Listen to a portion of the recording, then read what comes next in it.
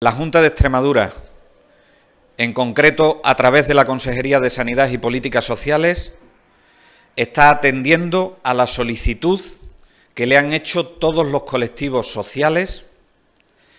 para poder considerar el pago de la renta básica de inserción como cualquier otra prestación económica que se da a las familias o a las personas. Y por lo tanto seremos capaces, primero, de comprometernos a que esto que está ocurriendo en enero de 2016 no va a ocurrir más y, en segundo lugar,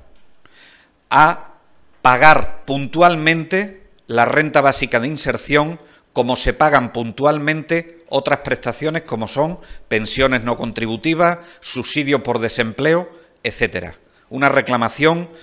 constante de los colectivos sociales, ya digo, y que estamos cerrando toda la maquinaria administrativa para que todos los meses